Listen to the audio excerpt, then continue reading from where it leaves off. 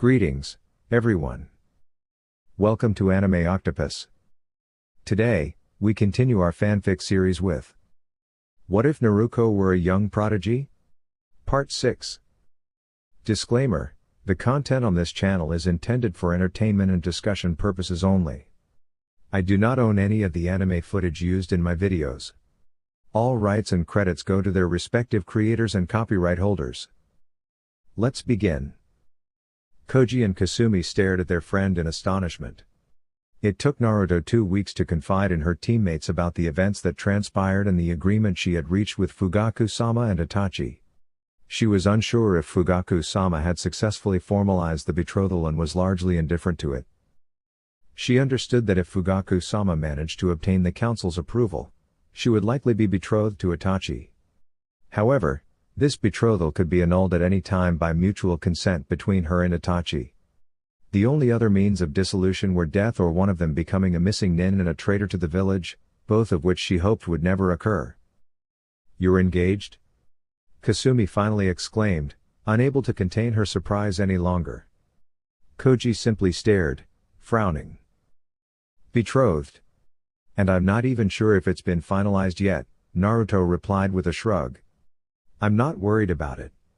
I did agree to it, after all." 2. Itachi?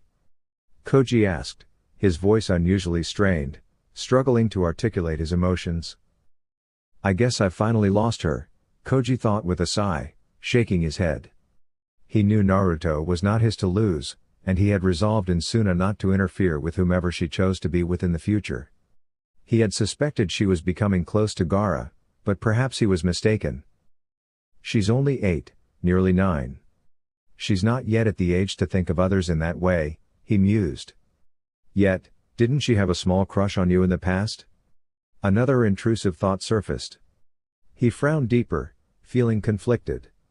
He recognized his own irrationality, and if anyone were to be arranged in a marriage with his best friend, he was relieved it was Itachi.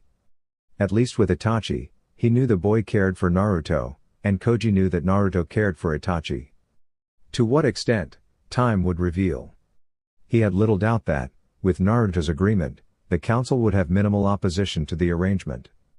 Being the heir of 2 clans gave her significant influence, despite the village's view of her as a demon, although perceptions had improved since they first became Genin. Fugaku-sama was also adept at navigating political landscapes. Then there was Kasumi. Perhaps this was for the best. With Naruto being in this arrangement, he could gain clarity on his feelings for the blonde and his other teammate, Kasumi, whom he had developed feelings for over the past year. What those feelings were, he was still unsure and confused. "Are you sure about this, Naru?" Kasumi asked, frowning. "I mean, you're still young, and what if you find someone you love in the future? I thought you and Itachi had a sibling-like relationship?" Naruto smiled at her friend. "You're right, I am young, but there are ways to break it if Itachi and I want to in the future. If we both agree, it can be annulled in case one of us does find love elsewhere. Otherwise, we will marry whenever we are ready, as long as it is by my 18th birthday. That is how most betrothals work, I believe," she explained, and Koji and Kasumi nodded. Both, being from clans, understood these arrangements. The ability to break it at any time by mutual agreement was new to them, likely a concession made by Fugaku as a favor to Naruto, who, despite outward appearances, was not an unkind man. Even Koji, who seldom saw Fugaku-sama, knew this. Despite the fact his father and Fugaku-sama were third cousins, or was it fourth? It did not matter, he knew they were distant relatives, like many in the clan, aside from those who married into the clan. "Come on, we should head out," Naruto finally said. "We'll be late to the mission office if we don't leave now." Koji and Kasumi nodded in agreement, and the trio departed from Naruto's apartment, where they had gathered for breakfast that morning. Occasionally, they convened at Naruto's place because she was the only one among them proficient in cooking and preparing delicious meals. They surmised it was because Naruto had never experienced the typical parental care that involved cooking or cleaning, tasks children often took for granted. Instead, Naruto had to fend for herself from a young age, especially after being expelled from the orphanage, making self-sufficiency a necessity. Despite now having access to her father's compound and house, Naruto continued to reside in the apartment building. Both Koji and Kasumi found this perplexing. Although the building was safeguarded by her seals, some even preventing it from being condemned in the future. The most recent addition to her array of protections, it still did not fully explain her choice to remain there. When questioned about her living arrangements, she simply mentioned her preference for her apartment. It was compact but sufficient for her needs, and she wasn't prepared to reside in the house her parents had lived in before their demise. Over the years, she had largely set aside her feelings of resentment towards her father, though complete forgiveness was still beyond her reach. Perhaps part of the reason she avoided living in the clan compound or her parents' house was to prevent those feelings of resentment from resurfacing. Without realizing it, they had arrived at the mission office. The three of them lined up, with Naruto in the center and Mizmaru positioned between Naruto and Kasumi. They were dressed in their usual attire, now complemented by chunin vests. Naruto found the vest clashing with her kimono blouse, the orange and green combination far from ideal, even if it was a darker shade of orange. She decided she would need to invest in a new wardrobe.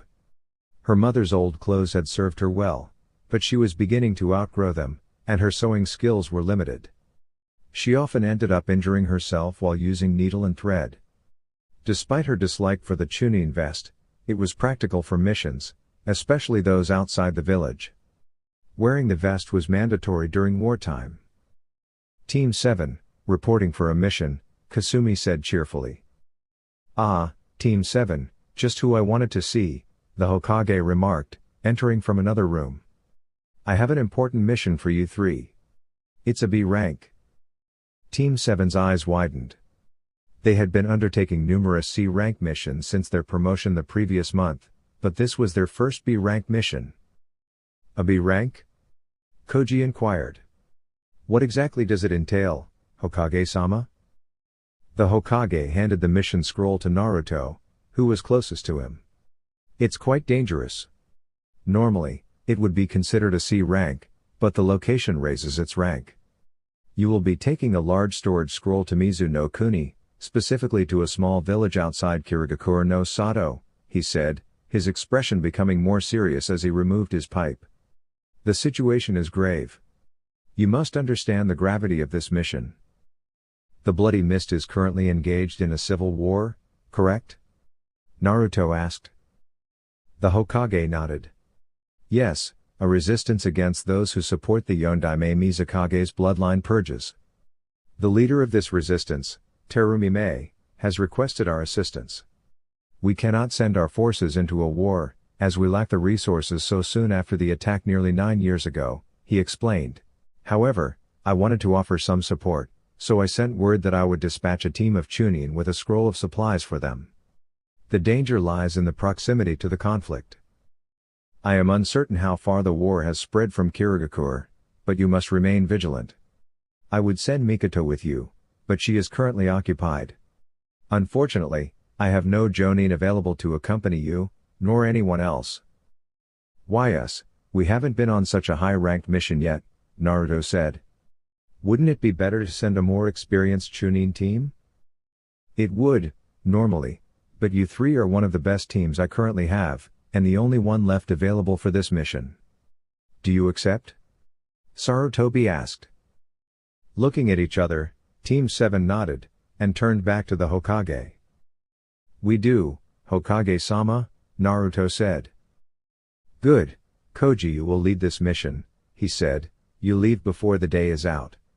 I leave it to you to decide exactly when, but before nightfall would be best. He pulled a large scroll, about as thick as a wooden training post and a little taller than Naruto, though she was quite short, a little shorter than she should be for her age group in her opinion. But it was not as tall as Kasumi or Koji. The Hokage handed it over to Koji, who took it and strapped it across his back. Good luck, I expect you'll be back within a month and a half at the latest. Be sure to send notice if you're delayed longer than that. Dismissed. The team nodded, bowed and left to get ready for their first big mission as chunin. I hope the curse of the first C rank isn't the same for first B ranks, Naruto muttered and Koji and Kasumi groaned. What? You just had to say it, Kasumi said, shaking her head. I hope you didn't just turn our luck bad, Naru-chan. Koji nodded, and grunted, HN. Naruto pouted slightly, and turned away. They acted as if she'd just sentenced them to cleaning the public bathrooms at the hot springs with their toothbrush. Don't be superstitious, she said. My words have nothing to do with anything bad that happens now. We are going towards the village of the Bloody Mist. That in itself is an omen, according to everyone else. Koji and Kasumi couldn't help but agree. After all, they recalled how the Jinan teams in the Chunin exams had acted that were from Kiri. Where are we supposed to go exactly, Naru? Kasumi asked as they finally entered the land of water. The group had left Konoha over a week before, stopping at night during the travel to rest, though they'd made sure to choose locations that weren't out in the open. Naruto had even added some seals that would alert her of intruders of human nature and hostile intent. They were actually simple seals for what they did. A small village a few miles outside Kirigakure, Mizunami, the blonde replied and sighed. The closer we get to Kiri, the more dangerous this becomes. You're aware of that, right? The other two nodded. We need a plan, Koji said. Better than the one we had. Mizumuru, you need to keep your nose on alert. We have to be aware of our surroundings at all time. Chances are, it won't be simple Jinan or Chunin that attack. This is a civil war after all. Kasumi sighed. Kami, I wish Mikoto-sensei would have been able to come. We can't always rely on Mikoto-sensei, Kasumi, Naruto said softly. Nor can we rely on other Jonin. We wouldn't be very good ninja if we did. We just have to remember our strengths and what sensei taught us if we're attacked by a higher rank. She's right, Kasumi-chan, Koji said, leaning back against the large tree branch he was on. None of them felt safe on the ground, so after they'd put out the small fire they'd used to cook food, they'd retreated to a large branch in one of the trees. We should get some sleep. I'll take first watch. Naruto, the next watch, and Kasumi will take last watch. Nodding, the two girls shifted on their branches and Koji sighed as he looked to the black sky. I hope we can make it there and back without confrontation. At least not heavy confrontation. Despite how skilled we are together or even alone, I doubt we could stand up against more than one or two Jonin level nin. The more he thought about it, the more Koji wanted to get to the village they were meeting the rebellion leader in and get out of water country. They should have known. Anything that can go wrong, will go wrong. People were under the misconception that the number 7 was lucky, but there was many generations of Team 7s that could beg to differ. Team Mikoto, or maybe it would be Team Koji right now since he was in charge of their current mission, was one of those teams. They had left early the next morning from their camp, and made good time on their run towards the village a few miles north of Kirigakure. The mist in the land of water was thick, some areas held a lot of snow, but the closer to Kiri one got the more thick the mist became. It was a climate they had yet to be in as of yet. They had actually only been to Mizu no Kuni once, won a C rank, and that was to a village only a few miles past the border of the land of water. The mist wasn't as thick there, and they'd only met a few bandits during that mission. Now they were practically in the heart of a war ground, and it showed. Some would question the Hokage's judgment to send 3 green Chunin into a battleground, even they did to some extent. But anyone who was a ninja knew eventually Chunin had to be thrown into the shark tank, so to speak. No ninja got the experience and skill needed to survive their line of work by doing simple D and C rank missions. The Hokage was showing that he had faith in their abilities and that they deserved their rank of Chunin despite being so young. It was knowing this that kept them from panicking when Kiri Shinobi appeared around them from the mist. The scroll across Koji's back had suddenly felt 1,000 pounds heavier. Koji, Kasumi. Combination number 4. Naruto called as she nailed one of the Kiri nin who had surrounded her in the gut and then in the chest in quick succession with a hard kick. Blocking an incoming fist and jumping back from a drop kick from the third she had been engaged in fighting, she tried to get closer to her teammates. Mizumuru, seeing her team in need of a distraction, growled and began attacking, trying to herd the humans into close quarters. Right, Kasumi said, nodding as she finally got away from the two nin she'd been fighting. All of them were a little winded, especially Kasumi and Koji, who didn't have the stamina that Naruto did. Koji was first and he was probably the quickest at finishing his hand seals, though there was only really one seal for the technique, Tiger. Kaden, Hibashiri, fire release, running fire, he said, and fire formed a large circle around the ninja that had been herded by Mizmaru, who was now trying to keep the ones not in the circle away from them. Mizmaru was a lot larger than she had been years ago.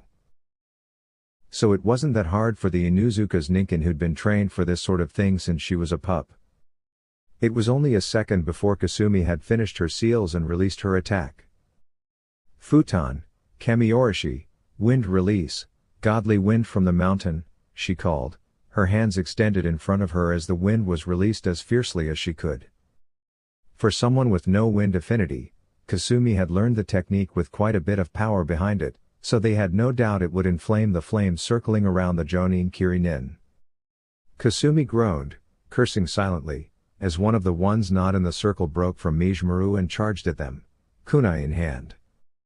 Grabbing her handbow tightly from where she'd stuck it across her back with a leather sash like cloth and chakra, she spun around, ducking and knocking the ninja's feet out from under him. It sent him flying into Koji's waiting form, where he positioned his kunai where the ninja would basically fall into it, chest first. During the span of these 30 seconds, Naruto had already unsealed Toyota Mahaim and was charging towards the trapped ninja. Naruto had only been learning Kenjutsu from the scrolls left by her mother for about a year now, at least in depth. Recently, for about 3 months now, she'd been looking at the Kenjutsu techniques created for the blades she wielded. Her mother, Kushina, had been very proficient in them, and was one reason she received her entry into the bingo books. Unlike other blades, Toyota Mahaim and Hitakiri were crafted in a similar manner to the 7 swords of the mist. Like them, they had special abilities of sorts. Being made of chakra metal and branded with many seals upon creation made them even more unique. It was how the Uzumaki-style dances that had been created by the clan for each sword had come about. The techniques would not be what they currently were without the properties of each sword. For instance, the first wielders of Toyota Mahaim and Hitakiri had named their dances for the deities. Amaterasu, Tsukio, Moonlit Night, which in a way led back to Tsukuyomi, and Ame no Uzum for Toyota Mahaim. For Hitakiri it was Izanami, Inari, and Fujin. Each would take her years to master, as it had her mother before her, and with the need for chakra control most the dances needed she might never be able to use them to their full potential. Yet she'd been able to get a pretty good hold on the first dance with the help of her team and hard work. It was nowhere near complete power, as it took great control to utilize chakra in the right way. It was one reason for the combination attack. Once she was about 2 feet from the fire she stopped. Some no mai, Amaterasu, first dance, Amaterasu, she called and slashed her katana, which had been glowing with her oddly darkish violet-blue chakra. As she ended the horizontal slash, the chakra built up was pushed out as densely and sharply as she could control it to become. Thankfully, even if she didn't have great control of her chakra yet, she had a lot of it, and Uzumaki chakra was always denser than other chakra. Well, other than the Hatake white chakra, who had even denser chakra. Jumping back, the chakra met the powerful circle of fire. The chakra itself having resembled flames, which was probably one of the reasons her ancestor and creator of the technique had named it Amaterasu. She only knew of one other technique called Amaterasu, and she'd only seen it preformed by accident. It had been about a week before the Chunin exams and she'd gone to the training ground she and Koji had been using since before they were Jinan and seen Itachi using it. He'd explained the black flames of Amaterasu were one of the abilities from his Mangekyo Sharingan. He hadn't told her much about the mutation of his normal Sharingan, just that it was the next evolution of the Sharingan that was hardly worth the price. He didn't tell her what the price was exactly, just that it had to do with guilt and pain. She didn't pry further, and hadn't mentioned it to anyone else. She assumed it was guilt of what happened to Shisui, and not being able to save him. Shisui and Itachi had been best friends. But she was missing the point, The point was hers Kenjutsu ninjutsu attack was nowhere near as powerful as Itachi's Amaterasu, despite being named similarly. Even after she'd mastered the dance to its full potential or as close as she could get it, it still wouldn't be the same. Mainly because her technique wasn't true flames, but very dense and corrosive chakra that simply resembled flames. As Naruto came back to stand with her team, the ones inside the circle of flames, wind and her own added attack created what resembled a whirlwind or whirlpool of darker red-violet flames that seemed to be closing in. Team 7 winced at the screams, which were soon cut short as the technique died down. Looking around, they sighed in relief at the fact there were none left. 20 had attacked, they estimated at least 10 were Jonin, but it didn't seem as if they'd fought that many. To add to it, Naruto only counted 11 bodies, and most of those were in the burnt area of the once powerful combination technique. "I can see why the Leaf sent you, of all the Chunin teams," a female voice, and they turned only to meet what appeared to be Akiri Nin. She was dressed in a blue off-the-shoulder battle dress of sorts, with a Hita 8 around her waist. She had really long auburn red hair that was sort of spiky and fell across one of her green eyes. She couldn't be more than her early 20s. Behind her were 2 other ninja, and further back were bodies. What Team 7 now realized were those who had fallen back to serve as the second wave of attack, in case they had turned out to be a bigger threat than first thought. Probably around the point of their combination attack, the woman before them and her 2 companions had arrived. Taken out the threat they hadn't even noticed before now. Tired from using so much chakra and fighting, though of course Naruto was already on the fast track to recovery, and not near as tired as Koji or Kasumi and Mizmaru, the 3 Chunin hadn't even noticed. Wincing, they realized how dead they could be at that moment if the woman wanted. "Who are you?" Koji asked, his Sharingan blazing as he went on the defensive. The woman smirked. "Calm down, cutie," the redhead began, and Kasumi and Naruto both twitched or blinked owlishly respectively. "I'm the one you're looking for. Terumi Mei, and you are the Chunin Konoha was sending with the scroll?" Team 7 looked at the woman, and Mizmaru barked once, and Kasumi sighed. "She's not lying, as far as Mizmaru can tell," Kasumi said lowly, glancing at her team. They nodded. We're Team 7, Koji said, nodding. Mei whistled as she looked over at the area where charred bodies lay and the damaged ground around the attack. "That was quite the attack, you work well together. Though I expect no less from Konoha, they seem to have a way about teamwork," she said, and then she turned her gaze to Naruto. "You wield that blade well," she said, tilting her head slightly. "Though it surprised me, I hadn't thought that blade still around. Not since Uzu no Kuni was destroyed at least, and of course the aka no Rensashi of Konoha. Though she's been dead for nearly 9 years, I believe." Naruto looked at the woman before her in surprise. "You knew my mother?" she asked, and Mei's eyes widened, and her mouth fell open for a split second in her surprise. Slowly the woman came closer and looked closer at Naruto, reaching out and picking up a lock of her sunset-colored hair. It was loose, not unusual for her, but one side of her disobedient bangs were pulled back by 2 heavy-duty blue metal clips. One of the clips had a small red Uchiha fan on it, something given to her not long after the Chunin exams to congratulate her for her promotion. It was surprising since no one who wasn't an Uchiha or Uchiha by marriage wore the clan symbol, yet the elders nor anyone else had anything to say about the hair clip. Though now that she recalled, Fugaku-sama had been uncharacteristically happy in the development. The fact it was given to her by Itachi, who had obviously talked to his father and the clan elders about it to get permission for her to even wear the symbol, even if it was just on her hair clip. The 3 elders obviously supported Fugaku-sama in his betrothal arrangement between her and Itachi. Though even if they hadn't, Fugaku-sama was the clan head, the elders were simply advisors. Much like how the shinobi and civilian council of the Hokage and the 3 elder council members were supposed to be. She didn't like politics though, but she knew enough to realize they were gaining more power than they should have. More so the council elders and civilian council.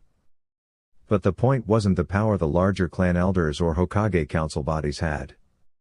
The point of her rambling thoughts was the dark blue hair clips which she'd taken to replacing the ones that once belonged to her mother with. It was actually kind of ironic and funny, in an almost bittersweet way, that Itachi had given her something such as the hairclip with his family symbol, and hardly a week later she was agreeing to a marriage contract between herself and Itachi. Mei's voice brought her from her thoughts. I had heard that the daughter of the Yondaime Hokage had been revealed, but not exactly who her mother was, the woman said, and let the hair fall from her hands and straightened up. Mei smiled and continued. I knew that hairstyle looked familiar, as did that outfit and fighting style. You're actually Kushina's child, and an Uzumaki. I am, Naruto said, frowning. But how did you know my mother? Mei sighed, and looked around her. This isn't the place to talk about that, she said, too out in the open. We don't want to be attacked again. By the way, these are two of my best ninja, Ao and Chojuro. Follow us, we'll take you back to the resistance with us. Team 7 nodded after a short glance between themselves, and Naruto resealed Toyota Maheim into her scroll and placed it back in one of her two hip pouches. Hopefully the rest of the way wouldn't be like what they'd just dealt with. The three were really looking forward to the time when they could leave the land of water and return home. With those last thoughts, the three Chunin followed after the older ninja toward safety. Sorry, it's nothing fancy, Mei said. She walked through the long hall of the abandoned building the resistance began using as a base after the first failed coup against the Mizukage. The others following after her. Soon they came to the end of the hall and double doors. It's a safe place for you to plan and live while the war goes on, so that's what matters, Naruto said, and the three older shinobi nodded, a level of respect in their eyes. The respect was obviously because of her mature view of it and the fact they had seen them take on the Kiri-nin. It was pretty certain the three had made Chunin the right way, and had the skill to back up their rank despite their young age. Especially Naruto, who unfortunately barely looked her age. When she was an adult, some may think that an envious trait, but to Naruto it was annoying. Opening the door, Mei entered and the others followed after. There were a few others currently in the large room which had tables and chairs. Mei-sama, one of the younger occupants said in greeting. Mei waved the girl off, though not in the annoyed way but in a cheerful, polite way. It seemed Mei was the kind to generally smile a lot. None of that, it's just Mei, she said. These are Team 7. I'm sorry I never got you names. Oh, Kasumi said, a faint flush of embarrassment on her face. I'm Inuzuka Kasumi, and this my ninkin, Mijmaru. Mijmaru barked twice in greeting, showing the claims of ninkin intelligence wasn't just rumors or exaggerated. Though any Inuzuka would tell them that. I'm Uzumaki Naruto, Naruto said. I'm Uchiha Koji. Koji nodding in greeting. Oh, you have a bloodline, right? The girl, asked. I mean, I've heard Konoha has many clans with bloodlines. Koji looked at her and nodded. I was a girl probably around their age, with long pale pink, almost looking white, it was such a pale pink, and fair skin. Her eyes were pupilless red, a strange color for Mizu no Kuni, Team 7 couldn't help but think. I is the only survivor of her family, one from the purges in Kiri, Chojuro said. She has a bloodline? Naruto asked, looking at her, and I looked down sadly and shook her head. No, she said, it's nothing of the sort. My clan has always been rather good censors, had an affinity for animals. Sort of similar to the Inuzuka. But it's not a bloodline. Mei sighed. Unfortunately, the Yondaime Mizukage did not believe Ai's father. Her eyes, something all of her clan inherited, are something not seen here in Mizu no Kuni. It was believed their strange coloring was part of their bloodline, when in reality the clan just specialized in sensory and animals. Team 7 looked grim as they processed this. So he had them killed. Kasumi nearly growled. Yes, I said, it was years ago though. I've come to accept it. They could greatly respect the girl for that, even if they didn't think she should have had to deal with that. They wished they could help more with Kiri's war, but they were just one Chunin team, they couldn't do much to change the course of a civil war. I don't want to kick any of you out of here, but I need to discuss some things with the Konoha team, Mei said, and the few people still in the room nodded, bowed slightly, and left. Now, Mei said, sitting down at one of the larger tables, probably used for meetings. You wanted to know how I knew your mother, Naruto-san? Just Naruto is fine, Terumi-san, Naruto said, and Mei smiled and chuckled. I can say the same, Mei is fine, Terumi-san makes me feel old, she said, and waited as her guests, Ao and Chojuro sat down. You asked if I was related to Kushina-san, and in a way I am. The Terumi clan is a small one, or was at one point. Now I am one of the last remaining with the name. We came to Mizu no Kuni when Uzu no Kuni was destroyed, one of the few clans with a Kekkei Genkai. The others with a bloodline limit, all being larger, more influential, clans. Like the Uzumaki, or in Konoha you could think of your major clans for an example. So? I don't think I understand. How are the Terumis related to the Uzumakis? Naruto asked. Mei answered simply, cousins. A few centuries ago an Uzumaki married the first Terumi to come to Uzu no Kuni. At the time he was the last of a fairly larger clan from somewhere around Earth and Lightning Country, though over time a few survivors, some of his younger cousins found their way there as well thanks to scouts from Uzu no Kuni. The Terumis became a clan of their own, instead of my ancestor taking the Uzumaki name from his wife, which is sometimes known to happen. The clan remained small, as I said, and my own Kekkei Genkai continued to pass along the clan as it grew, being a rather dominant elemental bloodline from the Terumi blood. So, we're cousins, Naruto said. Mei nodded. Distant cousin, like I said, this was about 100 years ago, give or take a few years. The Uzumaki blood isn't exactly as prominent anymore in me, Mei said. I was born in Uzushio not long before it was attacked and destroyed. My father sent my mother out one of the escape routes that many of the civilians and survivors took to escape the destruction, along with myself. My mother and I ended up in Mizu no Kuni, and eventually in Kirigakure no Sato. The Terumi clan really wasn't that well known, we were small from what my mother shared before her death. So no one really questioned the fact we appeared weeks after the fall of Uzu no Kuni. Team 7 listened with rapt attention. Naruto knew there had to be some survivors of her mother's homeland somewhere, but to actually meet one here of all places. Even if Mei didn't remember Uzushio being as she was just a baby upon its destruction, it was still enlightening, and a bit overwhelming. I was young when I became a Genin.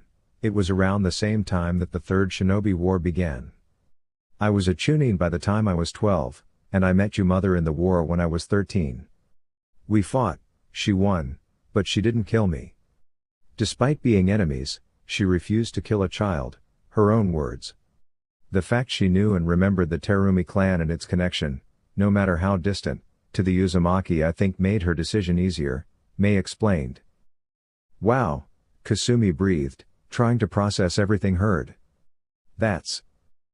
She didn't know what else to say, so she didn't say anything. Mei nodded, smiling. Yes, we met in the field a few more times after that, but I didn't truly know Kushina very well. I remember though, she was able to wield her katanas, the one you had out, Toyota Mahaim, and Hidakiri better than even the 7 swordsmen of the mist. She was brutal in battle, Mei finished. Naruto smiled almost sadly. She didn't know a lot about either of her parents, but everyone always had more to say about her father. It was a relief to hear about his mother for once. Thank you for telling us, and helping us take care of those shinobi, Koji said, as he reached beside him for the scroll he'd taken off when he sat down, and reached it over the table to Mei. Here is the scroll, as expected. Mei looked at Ao and nodded, and the blue-haired older man reached over and took the scroll.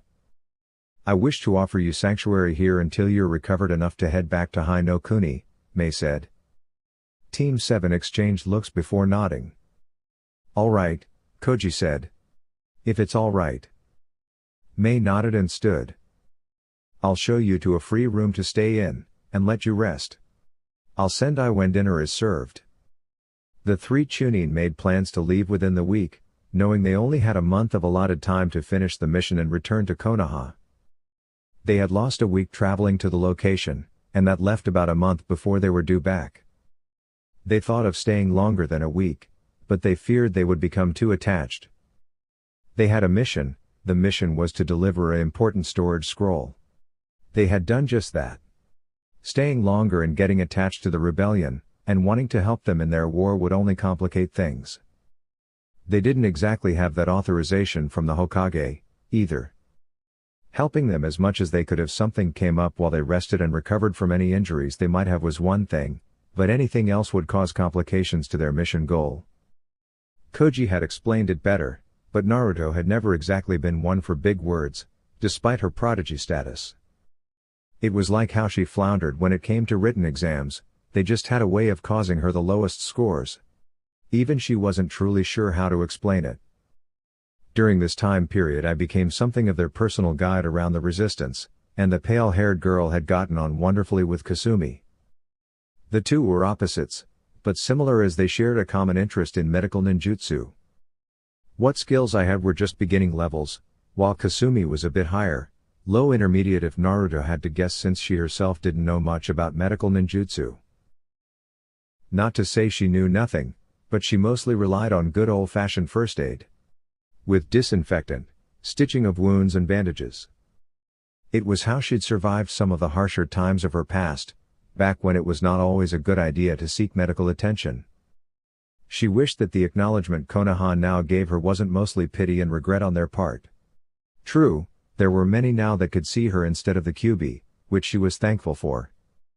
Her relationship with the Uchiha clan helped some as well, but the other half that acknowledged her either saw her parents, mostly her father, or just wanted to wallow in their own self-pity for how they'd treated the Fourth's legacy. It was more than a tad annoying, but better than 95% of the village glaring at her day in and day out. Moving on, Naruto had also taken to getting to know Mei as she was one of the last living connections, not matter how small, to her mother and Uzushiogakur. Mei didn't know much about her mother, other than what she'd told her the first day, but she had offered to tell her everything she did know about Whirlpool Country when there was time. During that week though, there hadn't been a lot of time. There had been an attack by the Mizukage shinobi the third day they stayed. Team 7, unable to think they could have helped the resistance but instead did not as it was not their war, so they offered to help. The battle lasted nearly an hour, the Mizukage sending out 30 shinobi. How he could afford to send out that many was a mystery to them. Until they realized some weren't even shinobi but civilian sympathizers that agreed with the Mizukage's bloodline purges. It was disgusting how low Kirigakure had sunk over the years and even some places in Mizu no Kuni. It made Team 7 wonder if this was also some conspiracy by the daimyo of Water Country seeing as he didn't seem to lift a finger to stop the Mizukage. It was unusual for the daimyos to interfere with a shinobi village, nearly impossible, but there were circumstances. This seemed like one of them. In the end the remaining enemies were forced back, losing half of their forces. The resistance had suffered some injuries and 5 fatalities. Which wasn't bad if you had an army of hundreds at your disposal, but the rebellion didn't quite have more than 100, if that, before the attack. Kasumi ended up being of great help with her knowledge and skill in healing, saving a few lives that might have been lost otherwise. She had also been teaching Ai a few tricks of the trade, and given her a pretty common book she herself had read when she'd been beginning medical ninjutsu. Why Kasumi still carried it around, Naruto wasn't sure, but knowing Kasumi it was probably for reference. It wasn't anything I couldn't have found in Kirigakure, or other shinobi supply shops in Mizu no Kuni, if the war wasn't preventing quite a bit of trades with other countries, and I actually being able to wander past the safety of the resistance. Currently, Mei had explained that the Mizukage knew a general area of where the rebellion was, but didn't know the exact location. Thanks to some genjutsu and fuinjutsu from several members who had some skill in those areas, the building was made even safer. Naruto offered to place a stronger seal on the building that would alert them if hostile parties tried to enter. It was the same she'd placed on her own apartment building quite some time ago. It was actually pretty basic, though a Uzumaki seal, so it wouldn't surprise her if few knew it. Or if they did, realized how simple it was. But then again, unlike others, fuinjutsu was in her blood.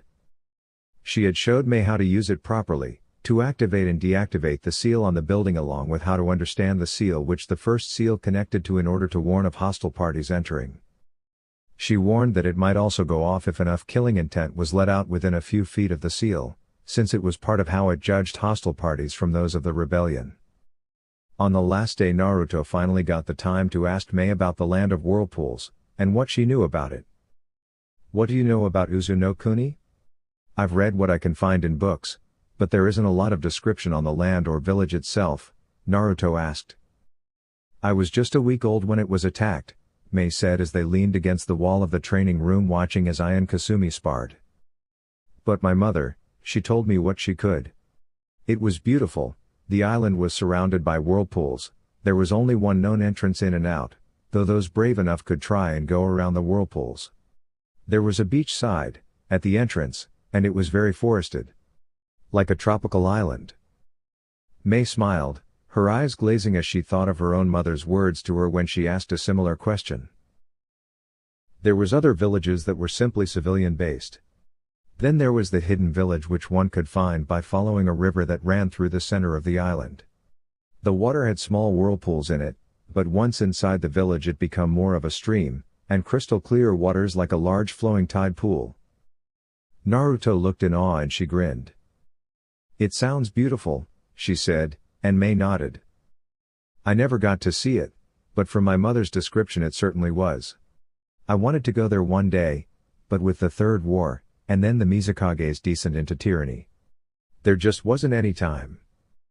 One day I hope to see it myself," Naruto said. "Maybe I can find out what happened to the other 5 swords as well." May looked over at the shorter blonde and could understand her desire to know more about her mother's homeland and her hope to find the other swords one day. She'd heard legends of the other swords and her mother had assured her they all existed.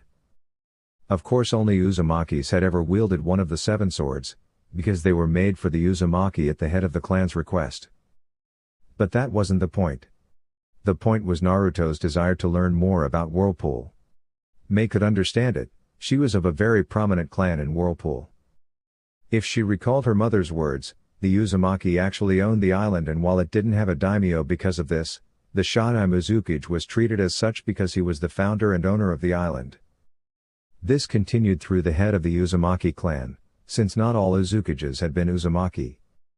The Terumi was just one small clan of many others in Uzushio, and she knew some of what they were called.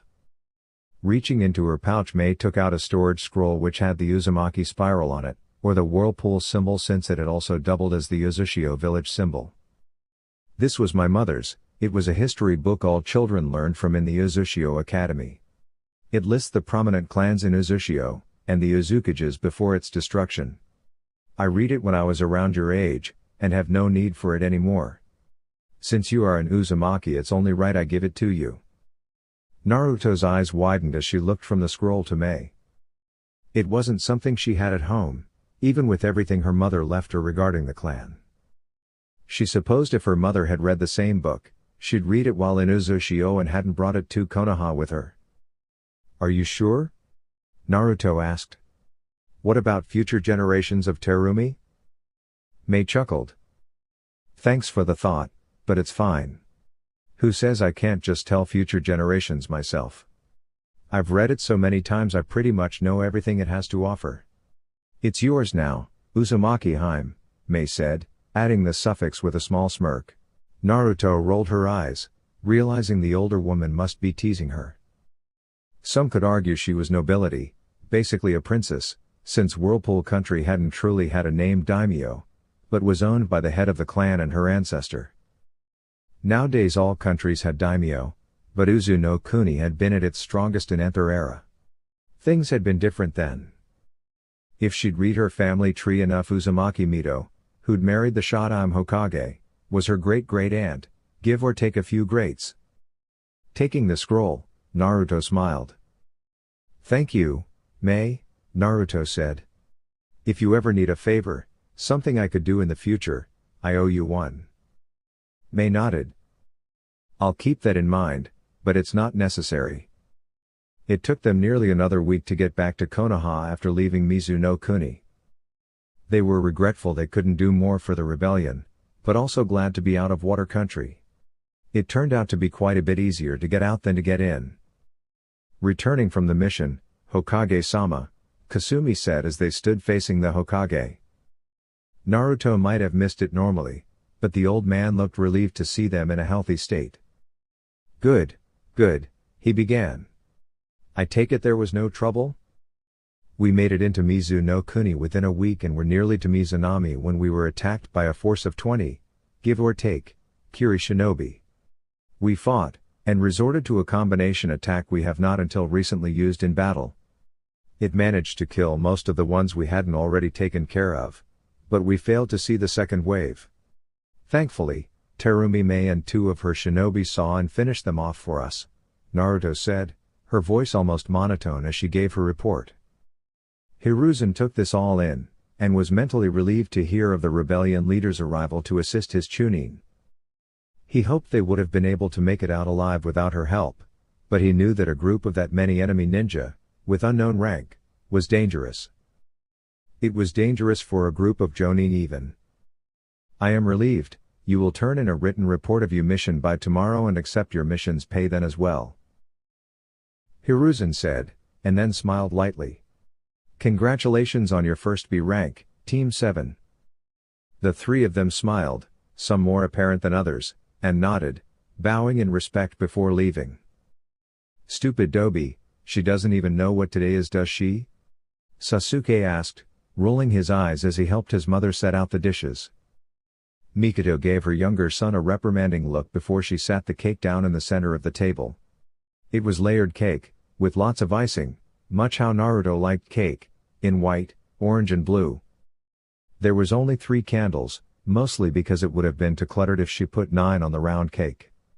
No, 3 would do. Bella the candles was, Happy Birthday, Naruto in bright orange icing. Blue flowers decorated sparsely on the cake. The cake itself was chocolate. Sasuke, Naru has just had a lot on her mind lately, Mikoto said. I'm sure she remembers what today is. There was a snort, and someone spoke. I wouldn't say that, Mikoto-sensei. Naruto probably doesn't realize what today is yet, Koji said. That's why we sent Itachi after her, along with Kasumi. Is everything ready? Fugaku asked, entering the room. Mikoto dusted off her apron, though there really wasn't anything to dust off, and nodded.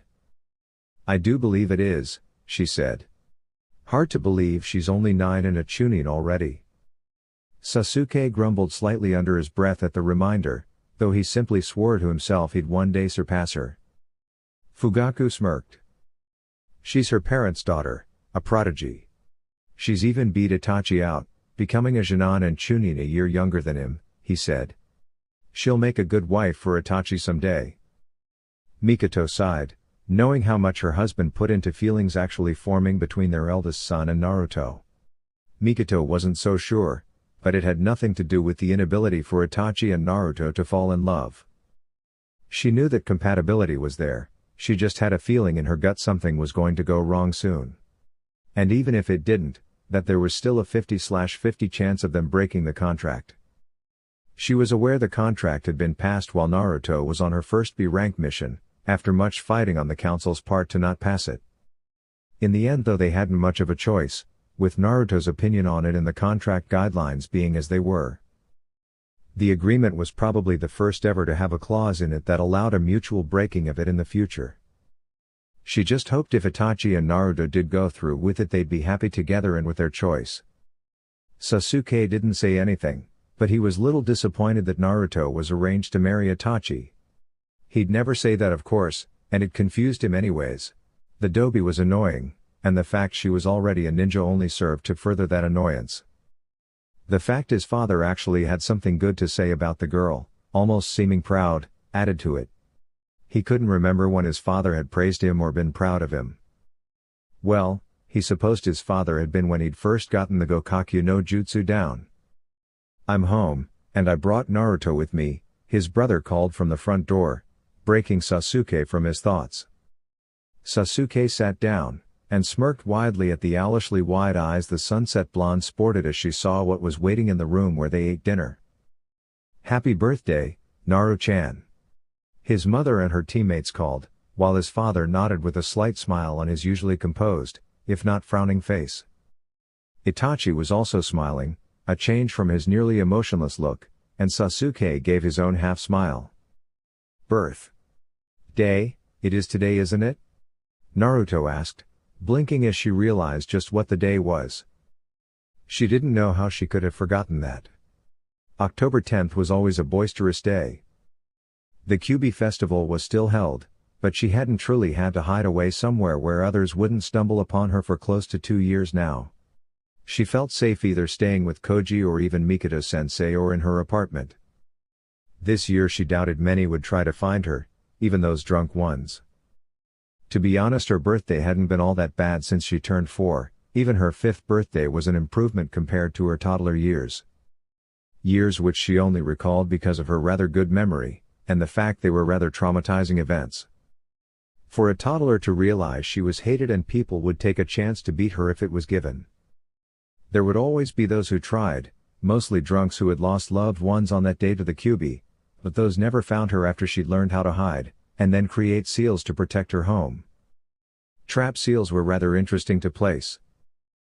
They could be activated either upon human contact from those not tied into the seal by blood or chakra, or by her activating them with chakra, which was the usual form she used to make sure her friends didn't accidentally get trapped in one. They weren't fatal, but they could hurt assuming they stepped into the wrong seal array. Yes, Kasumi said, snorting. Come on, sit down. Naruto smiled gratefully and sat down in the last remaining seat, which was between Mikoto and Itachi. Dobi, Sasuke said, nodding at the blonde who looked amused and slightly annoyed at him. Team, she snapped back, and Mikoto smothered a snicker, while the others had similar reactions. Even Fugaku wasn't immune to being a little amused by the two antics. Okay, gifts first, Mikoto said, clapping her hands happily. Though it wasn't exactly true for all Uchihas, most were not so stoic or professional in their own homes. Naruto realized a long time ago many failed to look underneath the underneath when it came to the Uchiha clan. They assumed they were stoic and basically cold people 24/7, when in reality it was simply how they chose and were raised to compose themselves in public. Especially for shinobi. Not to say they were openly an upbeat, bright, smiling bunch even in their own home, but they were family-oriented when in the privacy of their homes. Here, this one first. It's from everyone, Mikoto said, giving Naruto a wrapped scroll-shaped gift. Naruto smiled and accepted it, tearing the orange and silver wrappings from it. It was indeed a scroll, with a cat and symbol on it. You have quite a few wind and lightning jutsus, but only one fire, Fugaku began. It would be a good idea to explore a few more of another element, and since you already have experience in cat and I chose this one. I also know you are not partial to water or earth elements. Naruto flashed a fox-like grin, and nodded her thanks before saying, Thank you, Fugaku-sama. Fugaku nodded and Kasumi took another of the gifts and nearly shoved it across the table to her. Open mine, Koji, Sasuke and Itachi's next, Kasumi said, and Naruto chuckled. Taking the blue-wrapped gift, Naruto tore open the wrapping and smiled as she sat the photo album. It was covered in orange silk, and had the kanji for her name on the front, along with memories under that. Thank you, Sasuke, Itachi-kun, Kasumi-chan, Koji-kun, Naruto said, and she flipped it open. The first page was a picture of Team 7. Mikoto-sensei was standing behind them, smiling lightly. Koji looking lazily at the camera as if he'd never seen one or simply has no desire to think about what it was. Kasumi had Mizumaru in her arms and was smiling widely, showing her sharper than normal canine teeth. Naruto stood on the other side of Kasumi with a smile, mischievousness apparent in her blue eyes. We pulled together and found all our best memories that were photographed, Kasumi said, and then smirked. Turn to page 10. Naruto raised an eyebrow and flipped to that page, barely taking notice of the pictures. The second was of her fighting with Sasuke, or more like wrestling, with an annoyed Shisui and Itachi in the background. The third was of her and Koji lounging on the ground, and watching the sky, The clouds most likely. There was something Koji had always found peaceful about gazing at the sky and clouds. Something he got from his mother, Asami. The fourth was of her and Kasumi giving Mizmaru a bath while Koji stood back from the shaking dog, trying to avoid getting hit with the water. The fifth picture was of Koji, Kasumi, Mizmaru, her and Shisui, probably taken by Mikoto if she remembered that day correctly. She'd been 7 then. The sixth picture was of her grinning with ramen in front of her at Ichiraku's. The seventh was of her looking extremely annoyed as she chased a butt-naked Konohamaru around the Sandaime Hokage's home. It was one of her babysitting days.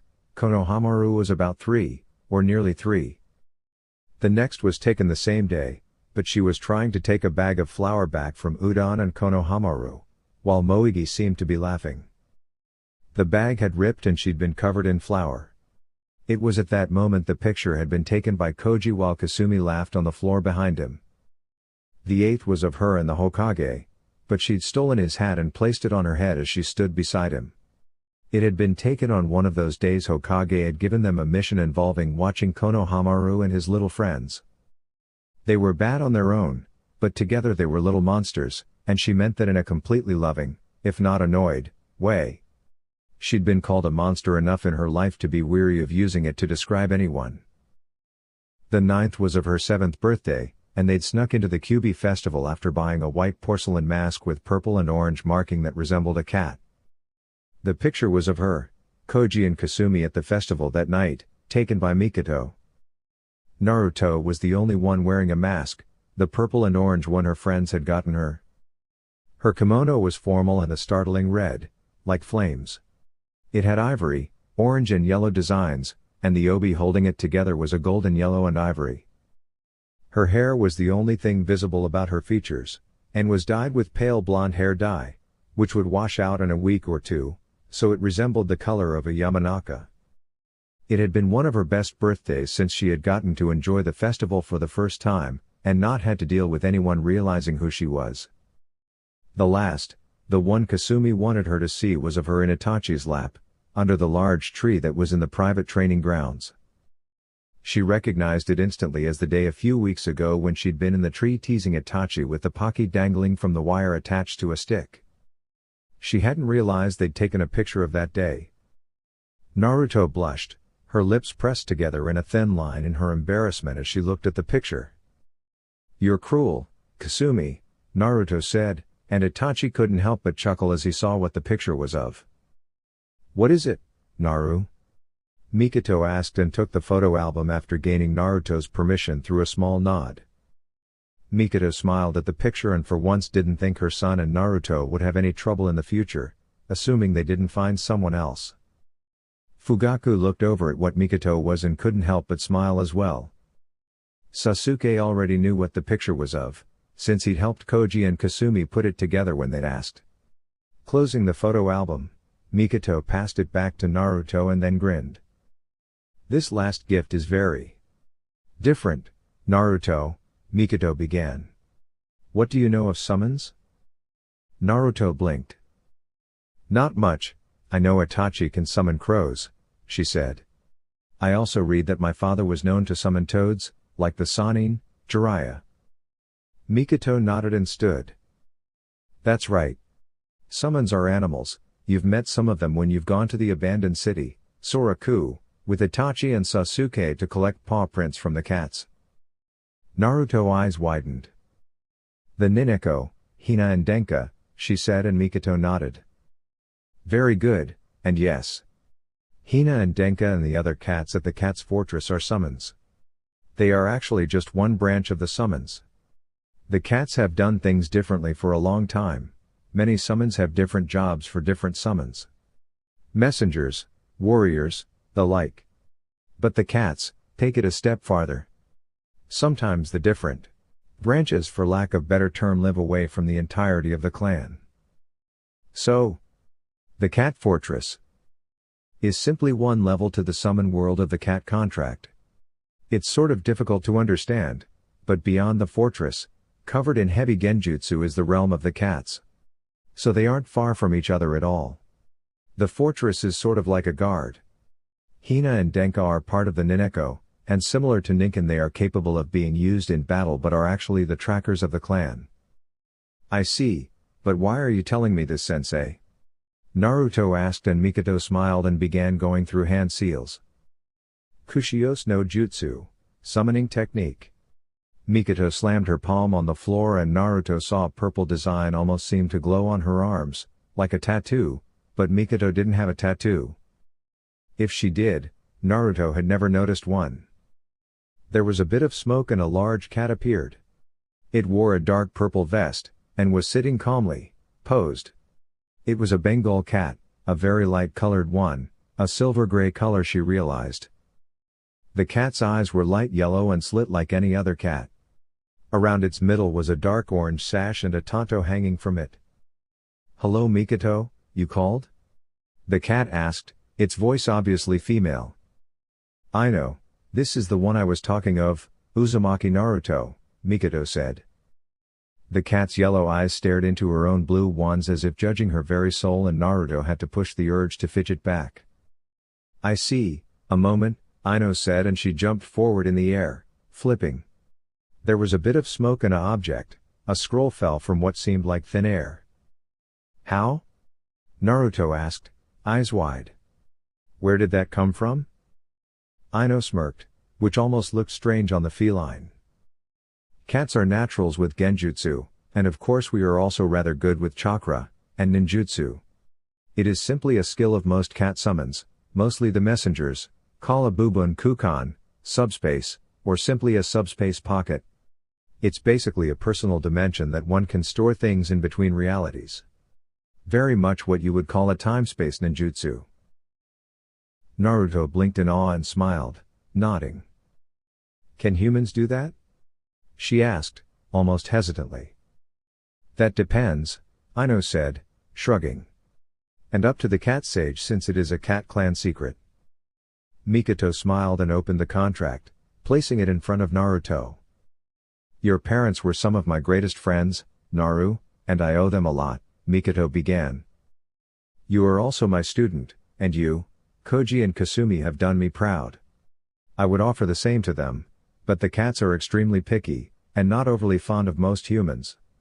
They most likely wouldn't get on with Kasumi because of her being an Inuzuka, and Koji will probably sign the crow contract, which is the original Uchiha summons when he is older.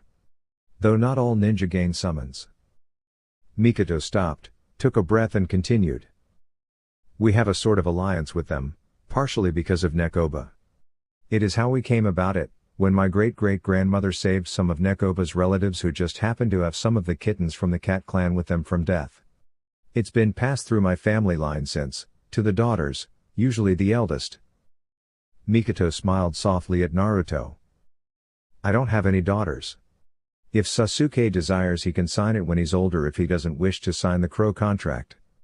Though, he could sign both if he wanted. I've given Itachi the same choice." Itachi nodded, though he had turned the chance down. He was content with just his crows. "Wait, people can have more than one summons?" Naruto asked, and Mikoto smiled. "It's not common, but not impossible. Those who do usually have to make sure the two summons can get along. Some contracts are extremely possessive and won't allow them to have more than one. It is not so normal for more than two, as far as I've heard because of the species having trouble getting along together," Mikoto explained. Ino nodded. "The cats are not that possessive, as long as it is not mice or dogs, we don't care," Ino said, nodding. "Though fair warning would be nice." "Mice?" Kasumi asked, raising an eyebrow. Ino snorted. "It's a lost contract, but it did exist once upon a time. Annoying vermin, delicious to eat though." Ino licked her lips, assuming what cats had were called lips. Kasumi and the others weren't sure exactly. "Anyways, I wish to allow you to sign it as well," Mikoto said, and Naruto's eyes widened again.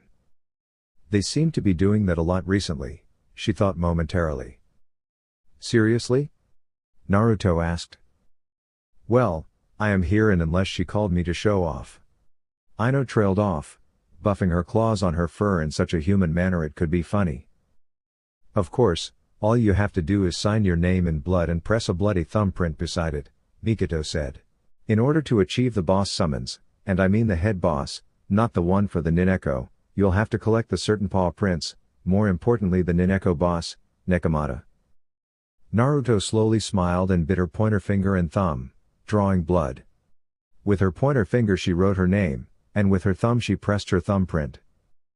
Ino smiled, bowed slightly, barely noticeable, and Mikoto rolled the contract back up and Ino took it. Throwing it into the air, it disappeared into what seemed to be nothing, but was actually the subspace it had been in before. I'll be sure to let Yozora-sama know of our new summoner, Ino said, and was gone seconds later in a puff of smoke. Smiling, Mikoto sat back down. I'll teach you how to summon at a later date, for now let's sit down to eat, she said. Naruto couldn't help but smile the rest of the day. It would be a day she'd remember forever.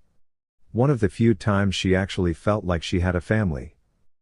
She didn't realize how things were about to change in such a short time. Naruto groaned as she landed on the hard ground, her face nearly smacking into the ground.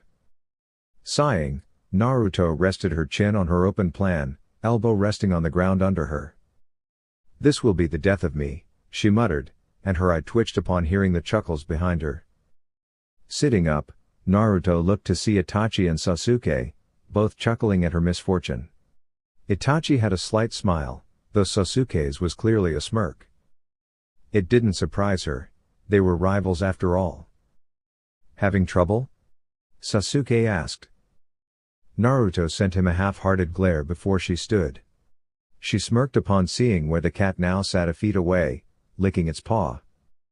Placing her hands together in a ram seal, she gathered chakra and directed it towards the seal array the cat unknowingly sat on. Kusari-fun, chain seal. She called, and the seal bellowed. The cat glowed. The cat gave a squeal of shock as chains of what seemed like chakra came out and wrapped around it, tugging it to the ground where it laid. The chains weren't tight, so Naruto knew it wouldn't hurt the cat. They were actually a seal her mother had begun, but never finished before her death. It was meant to imitate her mother's special chakra chains, just not as powerful. It was a seal meant to trap someone, or in this case the cat. Interesting method, Itachi said, smirking slightly. Naruto smiled and walked over to the cat. Placing her hand on the scruff of its neck, she released the seal and picked it up. Now, that wasn't so hard, was it? She asked, not really sure if she was talking to herself, the cat, or the two Uchihas behind her. Impressive, Itachi said, and Sasuke nodded hesitantly in agreement. Even he had to admit the Dobi's skill with Fuin Jutsu was astounding for her age. Didn't mean he had to like it, but maybe if he asked she might be willing to help him train. No change then? Hiruzen asked, his face rather grim. Barely. My father seems to be trying to appease the clan. Convincing them that he believes with the betrothal with Naruto things will change for our clan. Hiruzen nodded, removing his pipe. But they are not accepting it. Some of them, maybe, the majority. No. Hiruzen sighed, this was a nightmare. Had he known Naruto would grow so close to the Uchiha clan, he might have never encouraged her relation to them. He may have placed her on another team, despite wanting her to have a friend and knowing Uchiha Koji could teach Naruto the things about emotions and friendship he could not.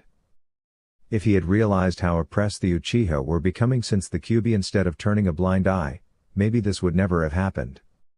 Alas, it was, and he feared it too late to stop it. He had hoped, no prayed, that the contract betrothing Naruto to Uchiha Itachi would settle things. That it would show the Uchiha they were indeed part of Konoha, and that they no longer had to live behind stone walls in the Uchiha district. At the same time he knew it wasn't so. There were many who wished to oppress the Uchiha, and the first few years after the attack the Uchiha were treated nearly as bad as Naruto, by shinobi at least. To those on the civilian council it was a mix. Sometimes he felt they wanted to control the Uchiha, so in their eyes they could do no wrong. Despite believing the clan had the ability to control the Kyuubi with their eyes, and probably had that fateful night. He knew sometimes damage done, could not be undone, even by promising a prodigal heiress of 2 clans to the heir of said clan. He'd heard his predecessor call it the Uchiha curse of hatred. Do you have an idea of when they plan to move? The masked Anbu frowned, not that he could see this. October 28th. From what I can pick up, it was the date planned nearly a year ago. Don't do anything yet, Itachi, not until I give the order. I wish to try and talk to Fugaku once more, maybe the rest of your clan as well. I don't want this to end in bloodshed. God knows Naruto doesn't need this sort of tragedy. Itachi's shoulders seemed to stress and stiffen at his words, and he nodded, bowing once. As you wish, Hokage-sama. The weasel-masked Anbu left, leaving Hiruzen to his thoughts. I hope I can fix this. If not. He sighed, head bowed. Naruto, forgive me. Unbeknownst to him, a very well-hidden root Anbu was listening to every word. This had been what he was waiting for. He'd outdone himself, he had to admit. With Shisui's eye he had been able to copy the Hokage's signature to a T and get the Hokage seal as well. It had taken careful planning, but after his root Anbu had returned with the most recent news he knew he had to act. Hiruzen was getting soft in his old age. He was no fool. He had realized when Fugaku had brought up an arranged marriage between his eldest son and the Jinchuriki, that there was only a small chance the coup he knew the Uchiha were planning would be stopped. There were already too many Uchiha who craved justice for how they felt they'd been treated since the Kyuubi attack, before that even. He hadn't wanted to resort to a massacre, but Hiruzen was placing the village in untold danger. There was a reason the Uchiha was so well known, why they were strong, and why they had joined the Senju clan to build the Leaf Village. Danzo took no pride in passing this order, and he knew his old teammate would realize sooner or later just who had gotten it passed. He had no doubt Uchiha Itachi would go to the Hokage after the deed was done. He also had his suspicions that the boy would not kill his brother. He did wonder briefly about the brother of Uchiha Shisui. The boy could be of use to him in the future, but the chances of his survival laid with Itachi. He'd tried to get the boy a mission during the time of the massacre, which should have been happening any time now, but there had been no time and a current lack in missions. His order were clear: kill everyone, none were to be spared, and if anyone gets in his way, kill them too. Danzo-sama, a small monotone voice spoke, stepping from the shadows. The Warhawk looked over at his shinobi and nodded. Yes? He asked. There seems to be someone with the Uchiha boy. Which one? You'll have to be more specific, Danzo demanded. The root Anbu bowed, and said, Uchiha Itachi, sir, it seems he is not alone in his mission. Danzo frowned, and nodded. Leave it be, Danzo said. The boy will complete his mission. He is undeniably one of the most loyal shinobi of the Leaf. Though he still has quite a bit to learn.